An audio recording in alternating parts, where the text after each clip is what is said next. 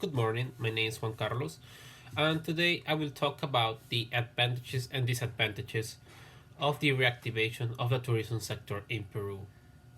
2 weeks ago, Peru received the Safe Travel seals from the World Travel and Tourism Council, which means that Peru's health protocols comply with the WHO's requirements. This, of course, means good news for the tourism sector in Peru due to the fact that Peru has not received any income because of COVID 19. There have been many businesses like restaurants, hotels, tourism agencies, among others, that went bankrupt because there were no tourists. Now, with this certification, those businesses that survived the lockdown can recover economically, and other minor sellers like handcrafted, food street vendors, etc., can also recover. However, not everything is rosy. The second wave is coming to South America, and we're not prepared. For that reason, in this speech, I will explain the advantages and disadvantages of reopening the tourism sector. Let's start with the advantages. On one hand, tourism in Peru is really important for the national economy. Last year, Peru received an income of $3,900 million, which represents the 3% of GDP. Nonetheless, this year is different.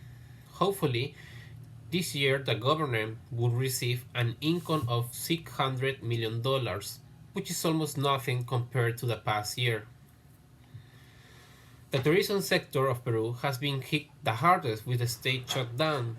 The National Institute of Statistics and Informatics recently reported that a total of 800,000 Peruvians lost their jobs in this sector. That's why the reactivation of this sector will generate jobs and provide income in some of the most affected regions like Piura, Tumbes, Arequipa, Loreto, and Cusco. For instance, 1.5 million Peruvians are expected to visit Machu Picchu within the next 2 years, creating economic opportunities. In addition, many Peruvians and foreign tourists are expected to travel to other cities because of the cheap bus and plane tickets. In order to travel within the country, you need to take a molecular test to be sure that you do not have the virus. On the other hand, the government is still struggling with the coronavirus. It is true that the rates of cases has decreased.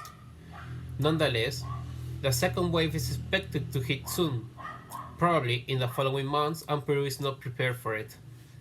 In Lima, a lot of people died because they couldn't receive medical assistance in the hospitals. Many people died in their homes or in the streets due to the fact that hospitals were overcrowded and there were no health staff. In addition, there were not enough beds and oxygen tanks. If Lima, the capital of Peru, couldn't control the pandemic, what will happen if the virus spreads to these small towns where there are no doctors, no nurses, no hospitals, and not even basic services like electricity and water? It will be chaotic and a lot of people will die too. In conclusion, the reactivation of the tourism sector is profitable and necessary for many homes that lost their business and jobs.